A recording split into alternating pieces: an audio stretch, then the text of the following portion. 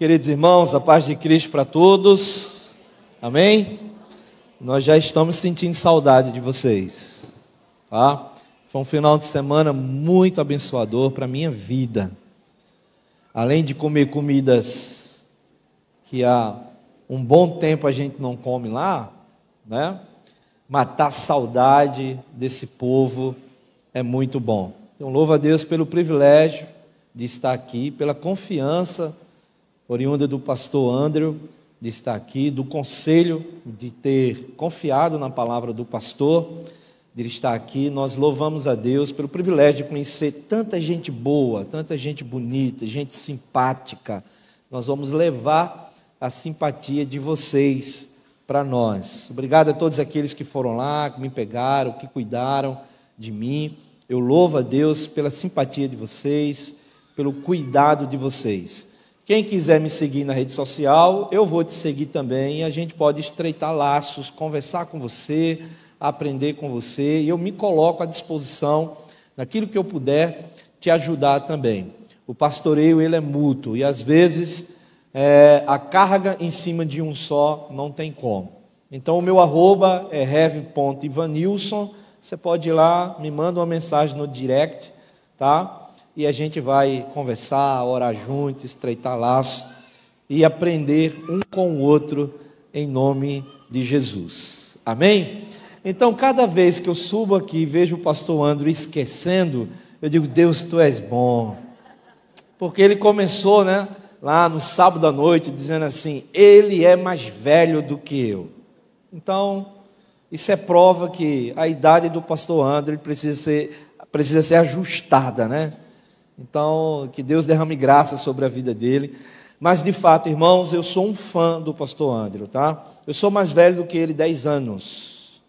Então, eu tenho 47, ele vai fazer, né, 37 anos. E eu dei muito, a gente chama lá no Pernambuco cascudo, na cabeça, né? Era uma criança quieta, não era agitada, como até hoje ele não é. Ele é muito quieto, entendeu? Então, você imagina ele na fase ali dos 8 anos, correndo dentro da igreja, a gente toma um cascudo na cabeça.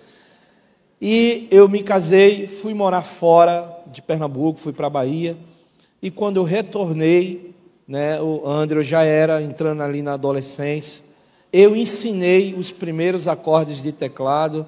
Hoje eu fico com vergonha até de pegar o teclado, né, porque ele é um monstro na área da música. Eu sou muito fã dele, daquilo que Deus tem feito. O pastor Andrew tem uma mente muito brilhante, é um homem muito inteligente. Eu digo que a família toda dele é assim. Deus derramou uma graça ali sobre toda a família, e eu aprendo muito com ele, muito mesmo. Qualquer dúvida bíblica, teológica, eu ligo, a gente conversa. Enquanto eu passo um ano para ler 4, 5 livros, ele lê uns 10, 15 livros numa pancada assim, né? Escreve muito bem, e nós somos fã daquilo que Deus tem feito através dele. Glórias a Deus, porque eu tive o privilégio de conhecer, de conviver com ele. E ele me deu esse desafio da gente ministrar durante esse final de semana sobre viver em comunidade. Então, me perdoe pelas pancadas, a culpa é do pastor Andrew.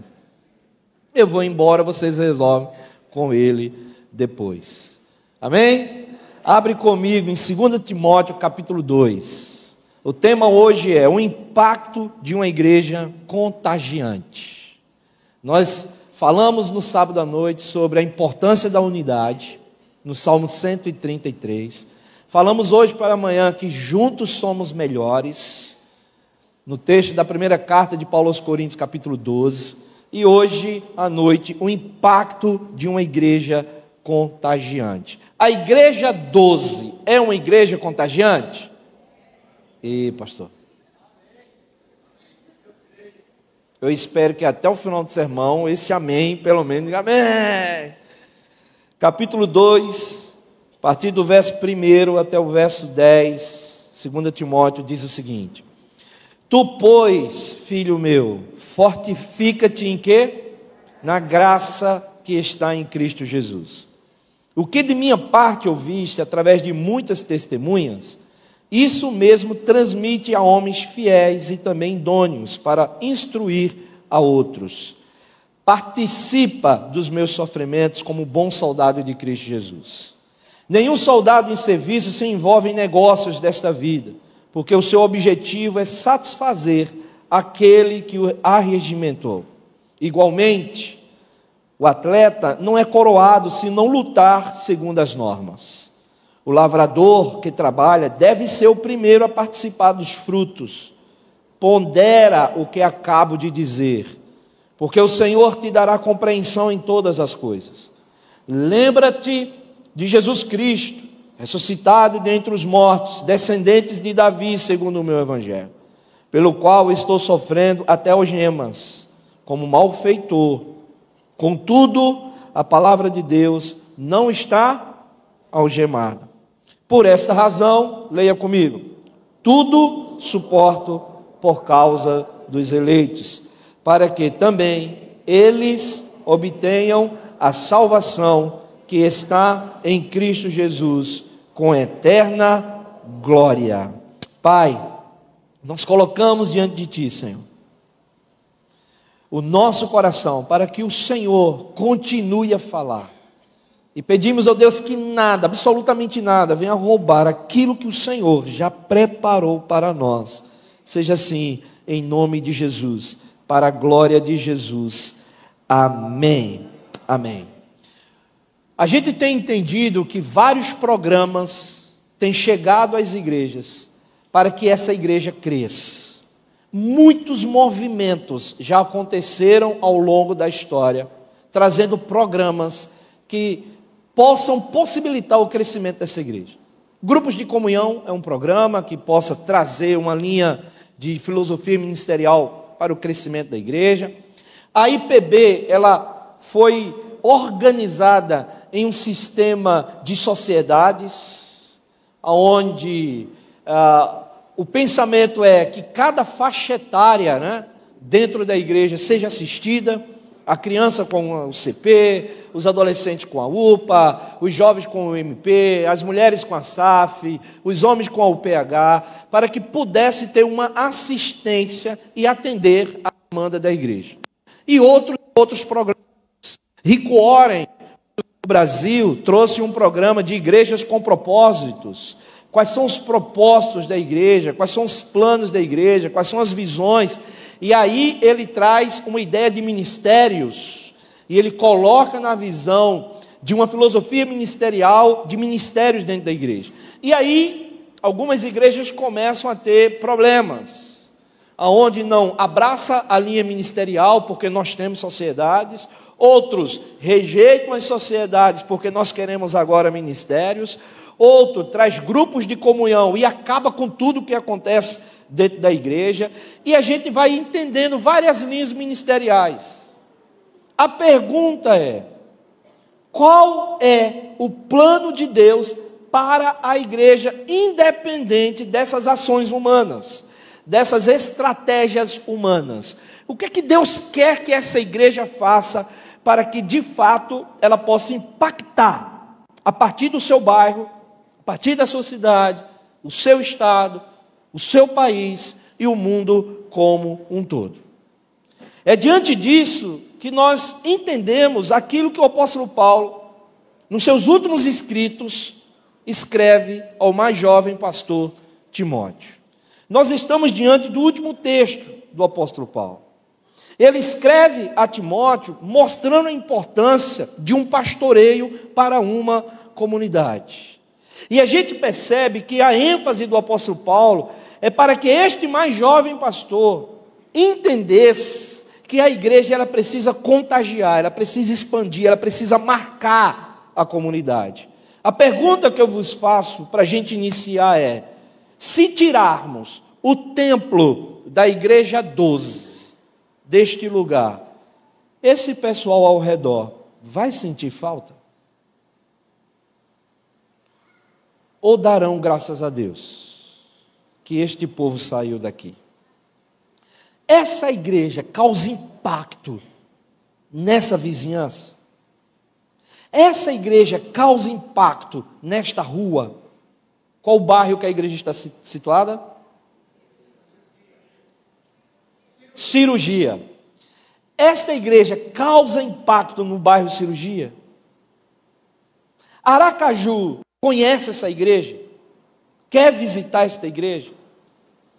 Quer conhecer este povo? Esse estado é impactado pela IP12. A IPB, em nível nacional, conhece a IP12? Quando se fala nessa igreja, os pastores querem vir aqui conhecer o conselho desta igreja, conhecer o que esta igreja faz, conhecer o impacto desta igreja. É sobre isso, irmãos, que nós precisamos entender hoje. O que é que torna esta igreja viva? O que é que torna esta igreja atraente? O que é que faz com que a vizinhança queira entrar aqui para saber o que é que acontece aqui? O que é que faz que pastores de outras igrejas, de outras denominações, queiram conversar com o pastor André para saber o que é que está acontecendo aqui? O que é que faz para que o presbitério dessa região venha aqui e queira conhecer a estratégia que este povo está usando para impactar esta rua, este bairro, esta cidade, esse estado? Nós precisamos ter essa mentalidade. Porque se nós formos levantar a partir do significado do que é contagiar, contagiante, irmãos, uma igreja contagiante é uma igreja que faz ânimo em seu ser. É uma igreja que prolifera, que expande, que espalha. É uma igreja que marca o seu lugar, mas ela influencia, ela está estabelecida. Então, faça essa pergunta no seu coração.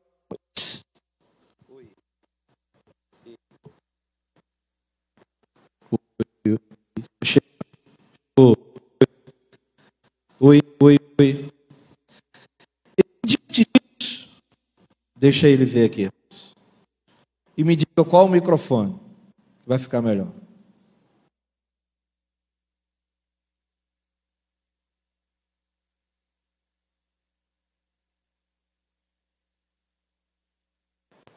Oi. Pronto? Pronto. Então, quando uma igreja ela é contagiante, as notícias se espalham. Vocês lembram de Antioquia em Atos? A vizinhança de Antioquia queria ir a Antioquia para saber o que era que estava acontecendo com aquele povo. Então, diante disso, irmãos, Paulo, ao escrever a sua segunda carta a Timóteo, ele motiva Timóteo a ser esse ambiente atraente. Ele motiva Timóteo a fazer com que a igreja de Éfeso fosse uma igreja que espalhasse o evangelho da graça que transforma a vida, mas ao mesmo tempo fosse uma igreja que, além de ser fortificada em Cristo, pudesse ser contagiante. Todas as igrejas próximas a Éfeso pudessem ter Éfeso como uma referência. Conversar com Timóteo, ao escrever para Timóteo, ele traz alguns princípios.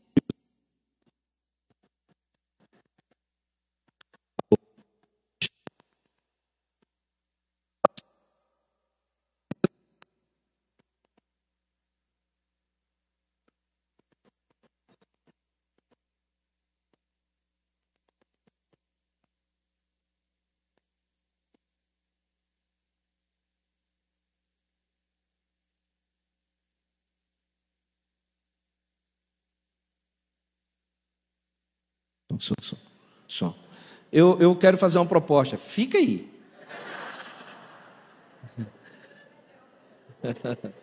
Não, meu irmão, pode sair daí, estou brincando. Pode vir. Não quero fazer esse sacrifício com você, não. Mas se possível for, arruma uma cadeirinha aí e ele fica lá assim, ó. Meus queridos, para que uma igreja seja contagiante, ela precisa ter princípios contidos nela. E o apóstolo Paulo, nesta conversa que ele tem com Timóteo, nesse escrito para Timóteo, nessas orientações que ele dá a Timóteo, ele traz essas bases. Então, se a 12, que já é contagiante, quer ser ainda mais, ou os pastores que têm as congregações que estão aqui, ou irmãos oriundos de outras denominações que estão aqui, que quer que sua igreja de fato seja contagiante, essas bases, esses princípios precisam ser contidos nesta igreja. E o primeiro princípio que o apóstolo Paulo traz nesta carta, nesta conversa que ele tem com Timóteo, é que esta igreja precisava ser um ambiente de graça. Veja o que é que diz o verso 1: Tu, pois, filho meu, fortifica-te em quê? Na graça que está em quem? Em Cristo Jesus. Então ele começa orientando Timóteo a fortalecer-se na graça que estava em Cristo Jesus. A igreja de Éfeso deveria ser fortalecida nessa graça. A igreja de Éfeso deveria ter um ministério fortalecido na graça. Meu querido, minha querida, para que uma igreja seja contagiante, ela precisa ter um ambiente de graça. Ela precisa alimentar seus membros, seus visitantes, com um ambiente de graça. Essa igreja que já é sustentada pela graça de Deus, precisa ser um ambiente de graça, estender o favor de Deus para outras pessoas. O que é graça? O que é graça? Um favor imerecido. Você está aqui sem merecer. Você não merecia estar sentado aqui. Você é ruim, você é cruel, você é pecador, você é mau. Existe no seu coração, como no meu coração, a semente da maldade, do pecado, que nos inclina 24 horas para o pecado. Se Deus deixar a gente ser quem somos, não resta nada de bom, irmãos. O nosso amor é egoísta. A gente abraça querendo receber abraço, ou não é verdade? A gente dá carinho querendo receber carinho. A gente faz um favor querendo receber um favor. A gente faz um benefício querendo receber um benefício em troca. Ah, eu abracei, nem me abraçou. Eu fui simpático, nem foi comigo. Nós somos assim. Se Deus liberar a mão e deixar ser quem somos, não resta nada de bom em nós. Porque há a semente do pecado. O que nos torna bons é a presença do Espírito Santo de Deus em nós. Foi o sangue de Cristo que nos regenerou e fez com que esta maldade fosse aplacada em nosso coração. Isso se chama graça. Você não merecia, eu não merecia, mas Deus foi gracioso para conosco e nos deu uma oportunidade. Então não pense que você é bom demais e os outros são ruins. Nós estamos no mesmo pacote, no mesmo balaio, fazemos parte disso. Não existe aqui um melhor do que o outro, um superior ao outro, e isso mostra para nós que esse ambiente é um ambiente de graça. Todos nós estamos debaixo de receber um favor de Deus, o perdão de Deus, a misericórdia de Deus que nos assiste e faz nos erguer todos os dias. Você sabe por que você abriu os olhos hoje? Porque Deus mais uma vez foi gracioso para contigo e trouxe sobre você misericórdia. A igreja precisa entender isso. Uma igreja orientada pela graça de Deus constrói pontes e não vielas, porque é a graça que está em nosso coração.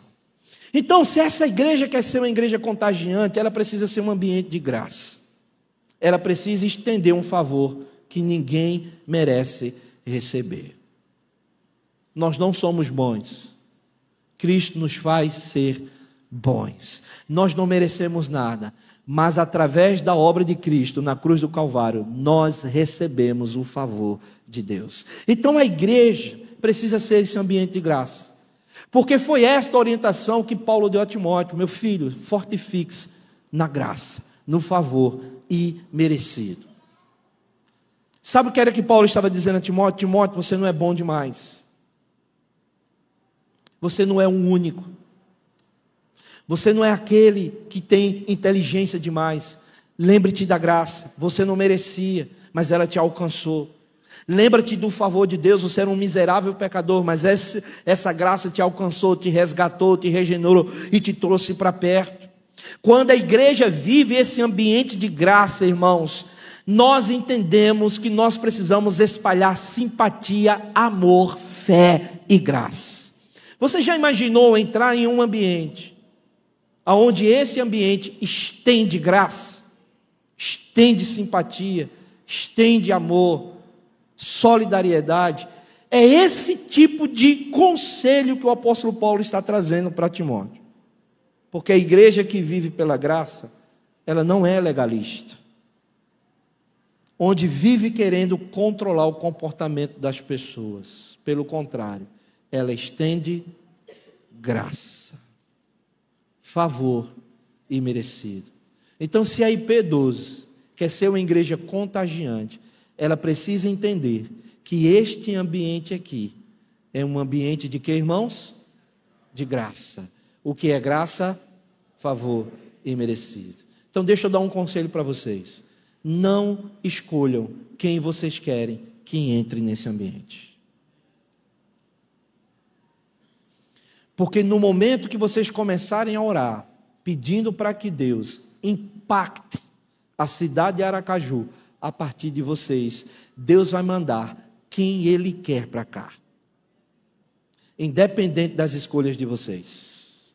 O entendimento de vocês como igreja é: precisamos ser um ambiente de graça. Deus vai mandar o prostituto para cá, a prostituta para cá, o viciado para cá, o carente para cá, o divorciado para cá, a divorciada para cá. Deus vai mandar todo tipo de gente. Deus vai mandar quem não tem dinheiro, quem tem dinheiro. Deus vai mandar quem está com família estruturada, mas quem está com a família totalmente desestruturada. Deus vai mandar para cá o rebelde. Deus vai mandar para cá o obediente. Não escolham, mas sejam um ambiente de graça. Estendam a graça que alcançou vocês. Estendam o perdão que alcançou vocês. Estendam o amor que amou vocês. Estendam a solidariedade que chegou a vocês. Estendam a bênção de Deus que chegou a vocês para qualquer tipo de pessoa que Deus mandar para cá. Sabe por quê? Porque a escolha é dele, não é da igreja.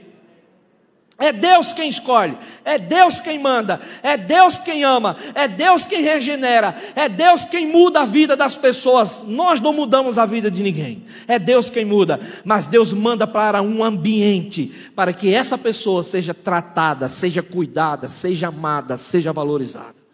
Então o IP12 seja um ambiente de graça. Estenda a graça. Essas pessoas que entrarão aqui não merecem, como eu e você não merecemos. O problema, irmãos, é que quando nós já estamos diante desse ambiente de graça, nós já recebemos esse favor, nós já fomos perdoados por Deus, a gente esquece que a gente precisa construir pontes, estender esse ambiente de graça para outras pessoas. A graça, irmãos, nos dá liberdade para glorificarmos a Deus. Porque eu começo a entender, eu não merecia, mas Deus foi generoso para comigo. E eu preciso glorificar. A graça acolhe, a graça estimula, a graça encoraja um ao outro. Isso é graça. E a gente vai dizer, você não merece, mas a graça te alcançou, a graça te amou, a graça mudou sua vida. Tem mais ou menos 8 meses a 1 ano, nós recebemos uma mulher em nosso gabinete. Aparentemente, quando nós olhamos para ela, já há em nós uma repulsa, um corpo todo tatuado. E ela fazia questão de demonstrar isso. Ela não usava nenhuma roupa longa, nada. Camisa normal, todo tatuado. Corpo todo tatuado, pescoço, todo tatuado. Mãe solteira. Ela entrou no nosso gabinete.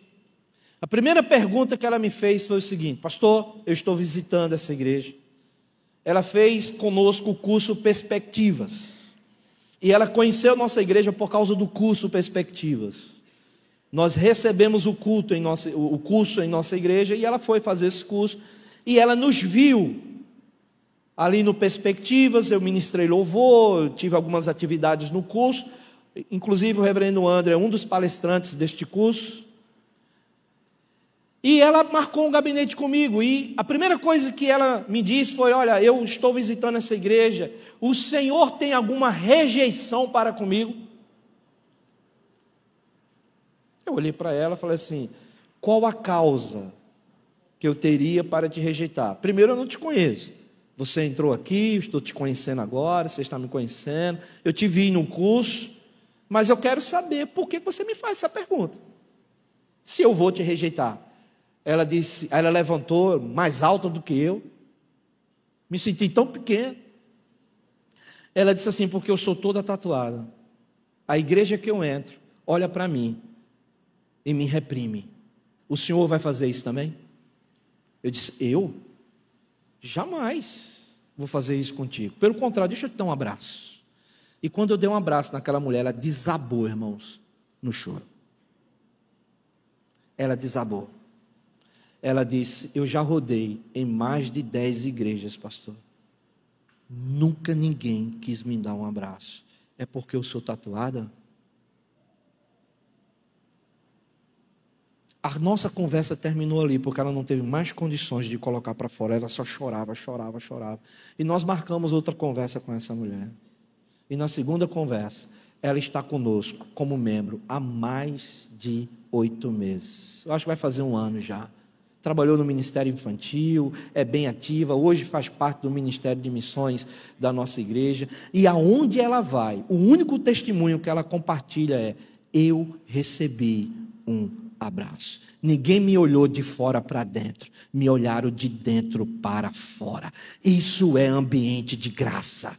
Não exclua quem Deus vai mandar para cá, do jeito que Deus vai mandar. Nós precisamos amar essas pessoas, cuidar das feridas dessas pessoas, confrontá-las com a palavra em amor.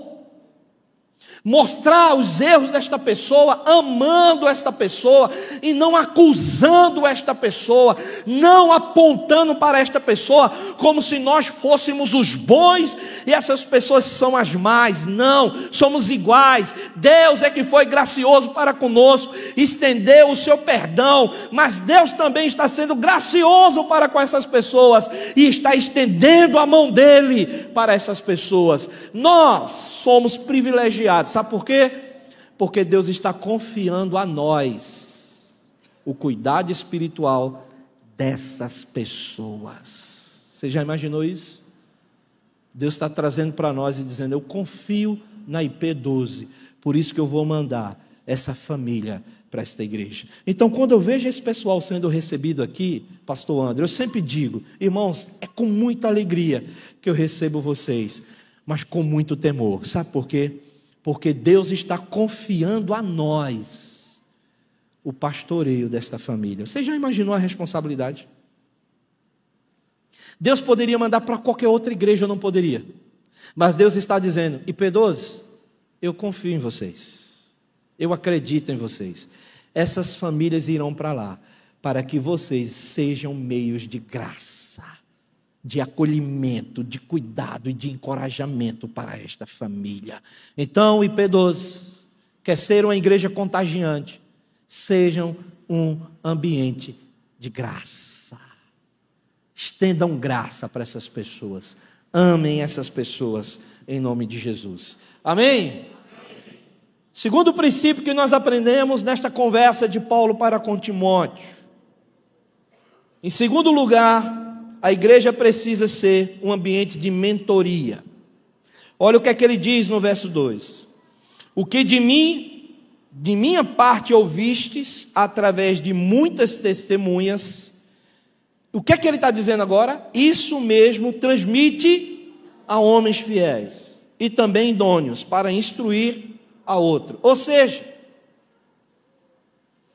Paulo agora diz para o jovem Timóteo: transmite o que eu te ensinei, Timóteo. Não guarde para si. Não guarde para vocês. Transmitam, ensinem. A igreja deve ser um lugar onde as pessoas cuidam uma das outras, pastoreiam umas às outras. A gente precisa entender isso. As pessoas são discipuladas por outras pessoas. Paulo está dizendo: tudo aquilo que eu fundi em você, Timóteo, tudo aquilo que você aprendeu de mim, não guarde para você, Timóteo. Ensine a outros homens, e esses homens ensinarão a outros homens, e esses homens ensinarão a outros homens. Pastoreiem um ao outro, discipulem um ao outro, cuidem um do outro. A igreja não é um grupo de pessoas que se isolam e não se cuida. Pelo contrário, a igreja é o corpo de Cristo, como nós aprendemos hoje pela manhã, mas que cuidam um do outro. Amém? A igreja não só se resume a esse momento de culto aos domingos. A igreja é segunda, é terça, é quarta, é quinta, é sexta, é sábado, é domingo, é segunda, é terça, é quarta, é quinta. A igreja não para, a igreja é um organismo vivo. Nós nos reunimos para um tempo de celebração, todo mundo junto aos domingos, mas a igreja não para ao percurso da semana. Nós precisamos mentorear um ao outro, cuidar um do outro. A igreja se pastoreia. Alguém anunciou o evangelho a você? Alguém pregou sobre Jesus a você? Alguém falou do amor de Deus a você? Você tem uma grande responsabilidade de pregar esse evangelho para outro. Alguém discipulou você, instruiu você, doutrinou você, cuidou de suas feridas. Faça isso com outras pessoas. Alguém cuidou do seu casamento, investiu, seu casamento estava um fracasso, quase à beira de uma separação. Pessoas investiram tempo, investiram oração, cuidaram de vocês. Seu casamento se restaurou, cuide de outro casamento. Invista. Uma pessoa estava a ponto de se afastar, você foi lá, investiu, você se fortificou em Deus. Cuide de outra pessoa agora que está talvez sumida da igreja, que você olha e não vê mais essa pessoa, liga para ela, cuida dela, investe na vida dela, faz assim. A gente precisa entender o princípio da mentoria, gente, um cuidando do outro. Eu entrei na igreja com 12 anos. Estava compartilhando hoje com o presbítero. Eu fui para a igreja, irmãos, com toda a minha revolta, por conta de uma situação familiar. Minha prima pediu o tempo todo: vamos para o acampamento, vamos para o acampamento. Eu conversei com meu primo, que era pior do que eu, e disse o seguinte: ó, estão querendo que a gente vá para o acampamento. Vamos para o acampamento? Vamos. Agora a gente vai acabar com esse acampamento. Santo, menino bom.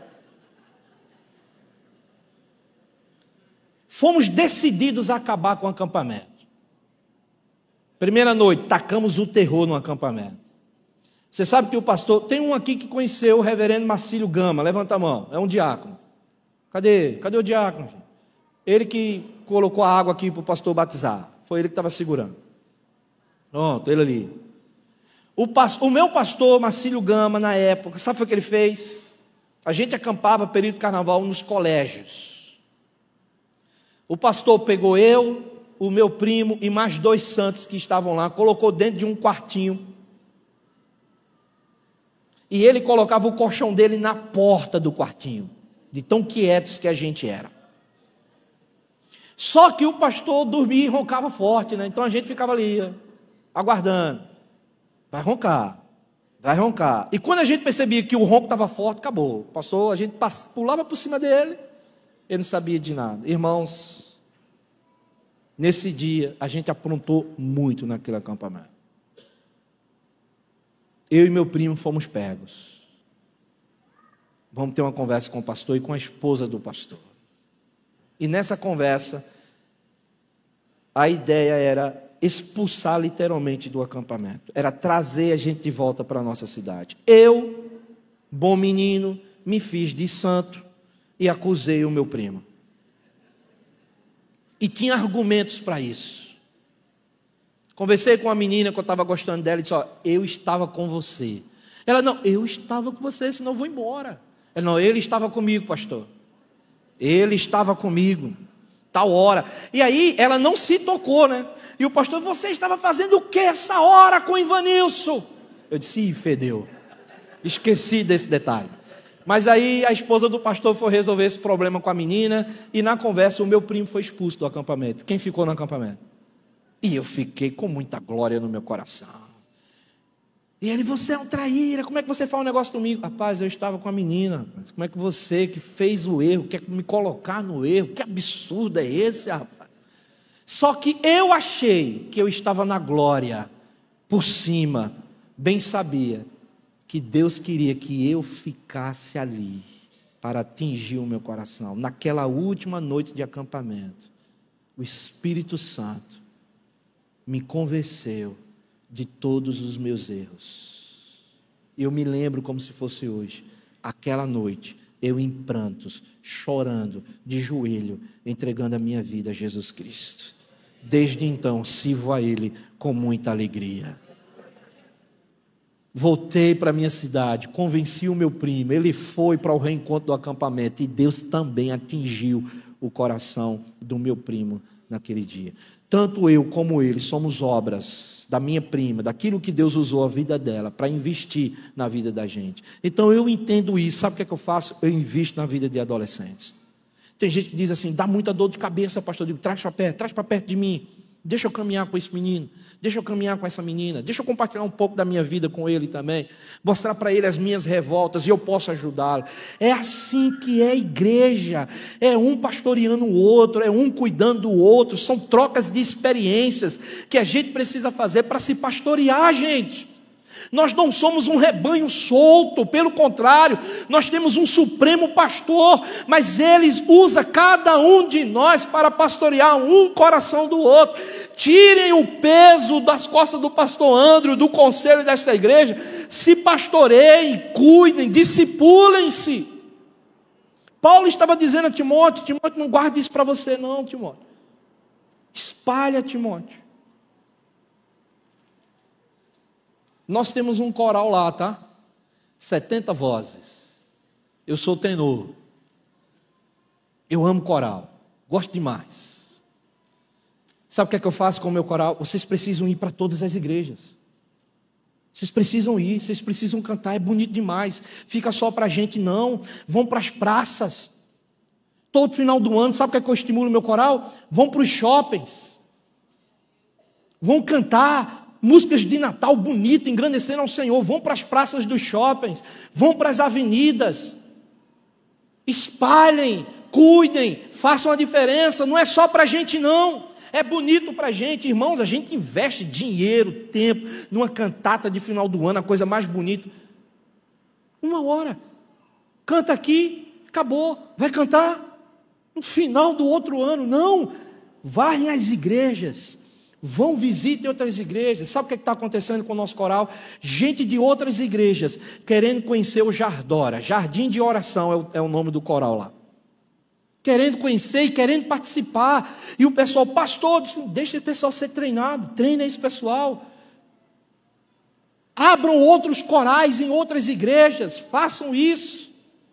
Deus está nos dando a graça para a gente ser espelho, para a gente ser referência, para a gente expandir. Não é nosso, a igreja não é nossa, é dele. Amém, irmãos? A gente precisa fazer a diferença. A gente precisa se pastorear. Por isso que eu estou estimulando o coração do mais jovem pastor André. Tenham grupos de comunhão nessa igreja, se pastoreiem, cuidem um do outro. Zelem pela espiritualidade um do outro. Não espere chegar no próximo domingo para você fazer isso. Faça isso segunda, façam isso terça, façam isso quarta, façam isso quinta. Tenham grupos de homens aqui, pastoreiem homens. Tenham referência. Pega essa meninada aqui, ó. esses jovens e adolescentes, sejam vocês referências de bom pai, bom esposo, bom homem, bom cidadão, bom trabalhador. Eles vão aprender com quem? Na internet? É na internet que eles vão aprender a ser um bom pai? A honrar suas namoradas quando Deus der? A ser fiéis a elas?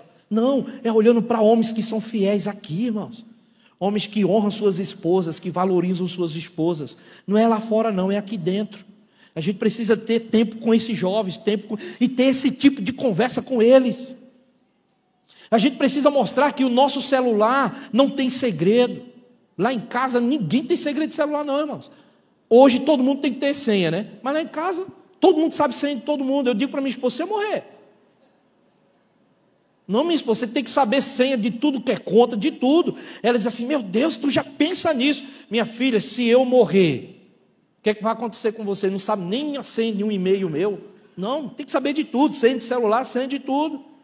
E eu preciso ensinar meus filhos esse princípio. Meus filhos precisam ensinar os colegas deles esse princípio. Nós precisamos ter conversas sérias com as meninas desta igreja, com os meninos desta igreja, com os homens desta igreja, com os senhores desta igreja.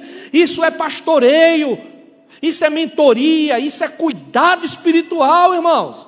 É isso que Paulo está dizendo para Timóteo aqui. Timóteo, o que você aprendeu, guarde para você não, meu filho. Converse com outros. Esses outros conversam com outros. E assim toda a igreja aprende, se pastoreia e cresce. Amém? Uma igreja contagiante tem o princípio da mentoria. A igreja se pastoreia. A igreja transmite o evangelho um para o outro. Mas em terceiro lugar, irmãos, essa igreja que é contagiante também é um ambiente de empatia e comunhão.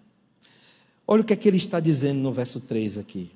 Participa dos meus sofrimentos como um bom soldado de Cristo. Timóteo, ensina esse povo a participar dos meus sofrimentos. O apóstolo Paulo estava sofrendo. O apóstolo Paulo estava ferido. O apóstolo Paulo estava preso em Roma, já com a sentença. Ele seria decapitado. E ele diz, participa dos meus sofrimentos. Todos nós aqui levamos marcas, carregamos feridas, carregamos sofrimentos. Não há um sequer na igreja que não tenha sido machucado um dia, que não tenha sido ferido um dia. Se eu pegasse esse microfone, entregasse para você e falasse assim, fale suas feridas, você iria desabar. Porque nós carregamos isso. Nós temos marcas, feridas, coisas que nos machucam até hoje, ou não temos? Temos. E Paulo faz um clamor a Timóteo. Timóteo, participa dos meus sofrimentos, das minhas algemas.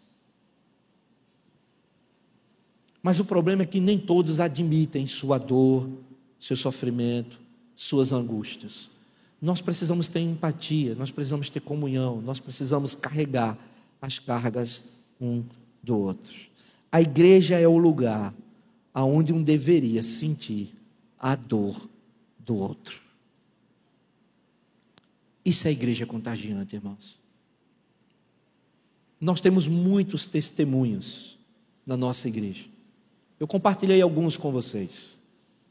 Mas nós temos uma criança especial na nossa igreja, de nome Emma. Emma deve ter em torno de 5 anos agora. Emma tem uma doença raríssima.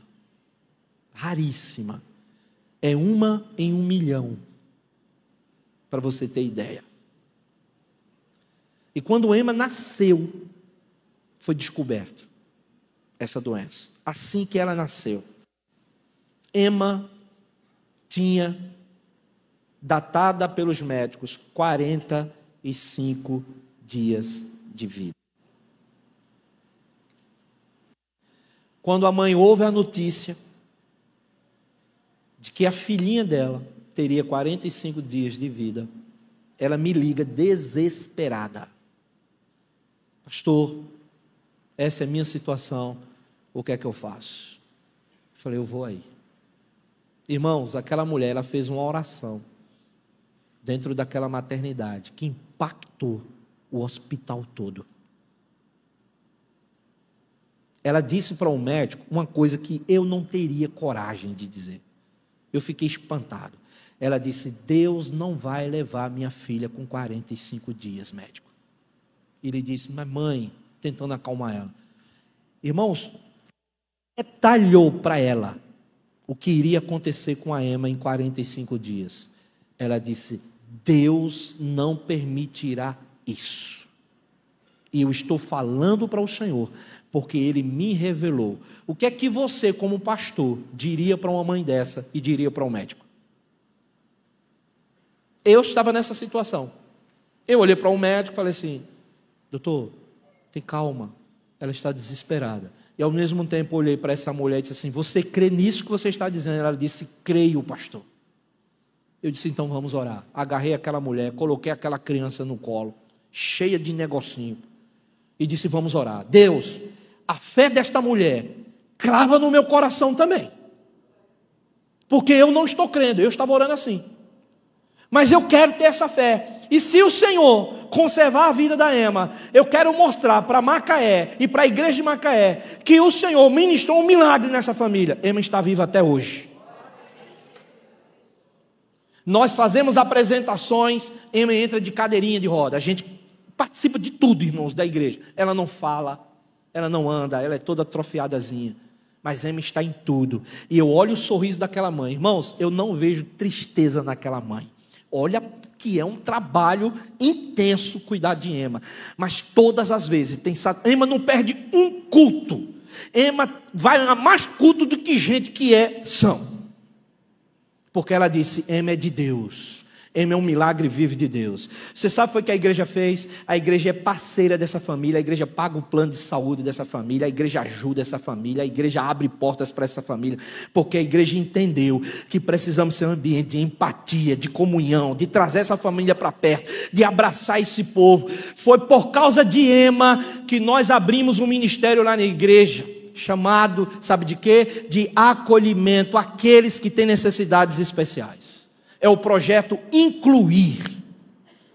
Por causa de Emma, tem um projeto Incluir lá na igreja. Existe uma equipe de médicos, de psicólogos, de advogados, de nutricionistas, de fisioterapeutas, que cuidam de crianças especiais dentro da igreja, de professores, de todo tipo de profissionais. Entrou uma criança especial, esse povo vai acolher essa família, vai dar todo o suporte para essa família, vai ter gente interessado no cuidado, na disciplina dessa criança. Tem um professor específico para cuidar de todas as lições desta criança. Existe ali pedagogos cuidando de todos. A SAF vai ter um evento, vai ter gente especial nesse evento? Vai.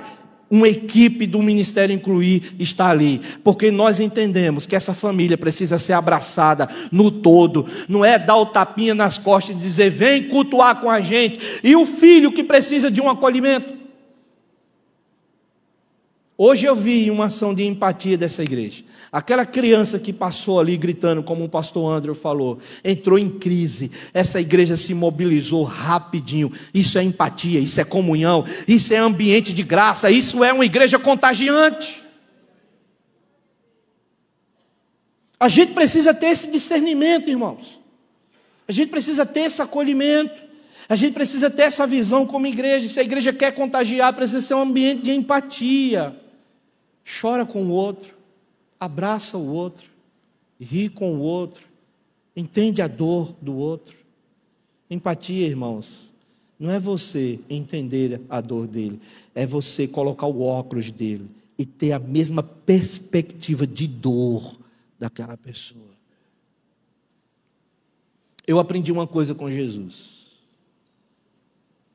Jesus me deu uma lição de vida, e isso eu falo em todos os sepultamentos que eu faço. Quando Jesus foi ao túmulo de Lázaro, o que foi que ele fez? Foi o que ele fez? Ele chorou. Por que ele chorou?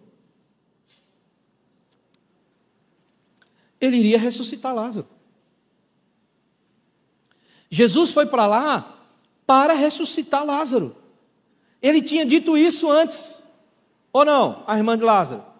O que vai acontecer com Lázaro é para a glória de Deus. Ele tinha dito isso, mas ele foi. E quando ele chega no túmulo, o que é que ele faz? Ele chora. Por que Jesus chora? Empatia. Você sabe o que é que a gente faz quando a gente vai num sepultamento? Chore não. Seja forte. Você não tem fé não? Que Deus é esse que você tem? Não, faça isso mais não, em nome de Jesus Cristo. Nunca diga isso. Pelo contrário, vá a um sepultamento, fique quieto, calado. Diga nada não. Sabe o que é que você tem que fazer? Você tem um amigo, uma amiga aqui. Estende teu ombro e diz para a pessoa: chore.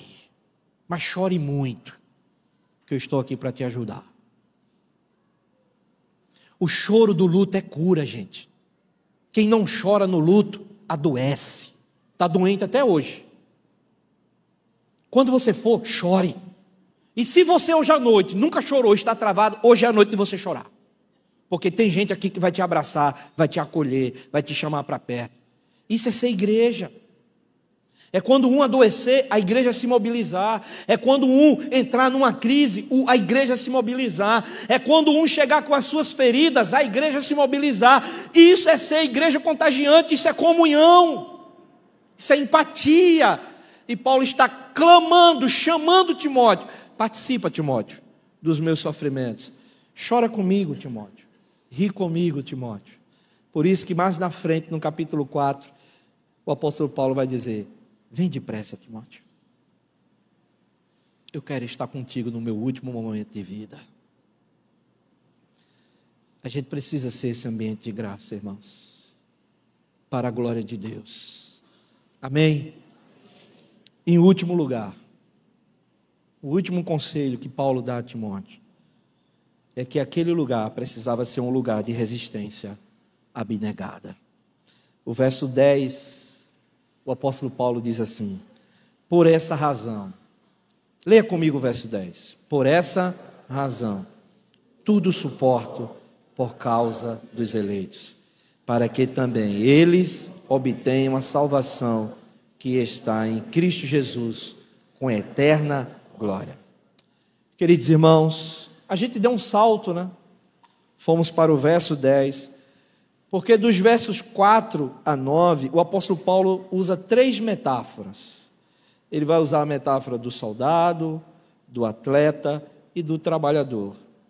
E ele usa essas metáforas para ilustrar a ideia de empatia, literalmente. Ele vai dizer: olha, assim como o soldado não deixa o outro sofrer sozinho, mas ele vai. Assim como um atleta divide a carga com o outro, e assim como um trabalhador partilha do sofrimento, a igreja precisa ser também. Porém, o apóstolo Paulo chega agora ao verso 10, e de fato, essa é a maior razão de toda essa perícope, de todo esse texto, porque agora Paulo vai encorajar Timóteo a não desistir. Leia novamente o verso 10. Por tudo aquilo que eu falei com você, Timóteo, o que é que ele está dizendo? Olha, vocês precisam ser um ambiente de graça, um ambiente de empatia, um ambiente de comunhão. Por tudo isso que eu já instruí vocês, eu quero dizer, tudo eu suporto por causa dos eleitos de Deus, para que também eles, esses eleitos, que eu suporto eles, obtenham também a salvação em Cristo Jesus. Paulo encoraja Timóteo agora: suporte a pressão, Timóteo, por causa da igreja. Suporta a pressão por causa do reino. Não desista por causa de Cristo. Seja um suporte. Se coloque abaixo para que o outro deite em cima. Seja você uma ponte, uma mesa, um suporte, aonde o outro vai subir em você para se erguer, Timóteo. Seja essa pessoa. A Igreja Presbiteriana 12 de agosto não pode desistir. Pelo contrário, precisa ser um suporte. Permanecer firme na perseguição. permanecer firme na pressão, permanecer firme nas afrontas do diabo, permanecer firme nas pressões de Satanás, permanecer firme nas setas que o diabo vai levantar, porque a missão dele é matar, roubar e destruir. Satanás não quer ver esse povo contagiante, Satanás não quer ver esse povo atraente, Satanás não quer ver esse povo alegre, mas Deus é o dono dessa igreja, e nós não vamos desistir, nós vamos resistir, inclusive aqueles que o diabo pode usar dentro da igreja. Deus está dando um novo tempo a vocês, irmãos. Deus está dando uma nova filosofia ministerial a vocês. Deus está dando um novo renovar de fé, de encorajamento, de perspectiva e de ministério. Não desistam. Continuem firmes, porque Deus fará desta igreja impactar toda essa região para a glória dele. Então não desistam, resistam, suportem para a glória de Deus. Paulo estava dizendo: Timóteo, faz isso, não por você, faça pelo reino, faça pela igreja, faça pelos eleitos. Então suportem, abram essas portas. E eu vou dizer uma coisa para vocês: vocês estão com a perspectiva de uma reforma, né?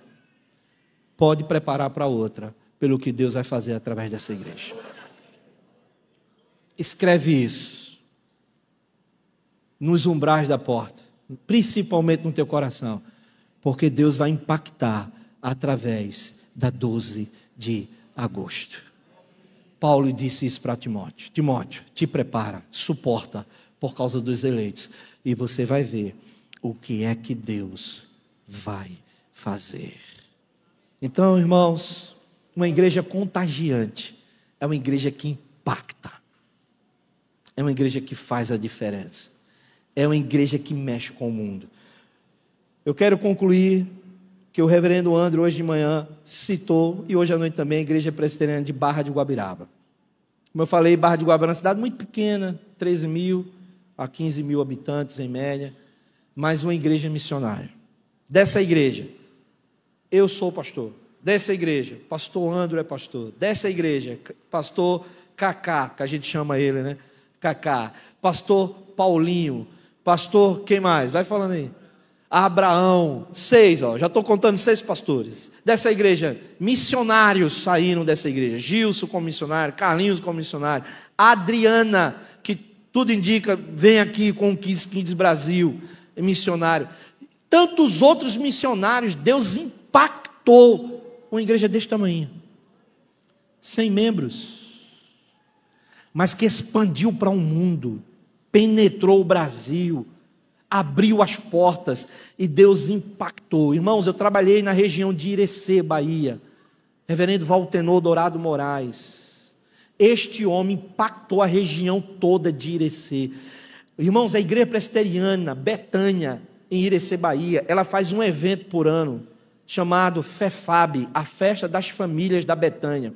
Você sabe o que aconteceu com essa feira? Eu participei da primeira festa, nós fizemos dentro do templo. Causamos um escândalo, irmãos. Muitos teólogos se levantaram contra nós. A gente arrancou tudo que é banco de dentro da igreja, montamos as barracas dentro da igreja, fizemos uma festa dentro da igreja, só para os membros da igreja. No segundo ano, a gente já fez no terreno da igreja, alugamos um som pequenininho e fomos crescendo. Hoje, a FEFAB entrou no calendário da cidade, para você ter noção. Hoje a FEFAB coloca mais de 6 mil pessoas. A cidade para que uma igreja faça um evento. Aonde é que você viu isso? Eles fazem carreata na rua, eles colocam um trio na rua. Assim, irmãos, o comércio para um evento de uma igreja cristã protestante. Aonde você já viu isso na face da terra? Por isso eu quero dizer para você, comecem, não desistam, lutem, expandam, sejam atraentes, porque o que Deus vai fazer através de vocês é infinitamente maior do que aquilo que vocês estão pensando. Creiam nisso, em nome de Jesus. Amém, meus irmãos? Vamos ficar de pé, em nome de Jesus. Pastor, o senhor falou para mim que vocês tocavam uma música. Eu não sei se vocês ensaiaram. A perseguição, eu não acredito. Eu não acredito.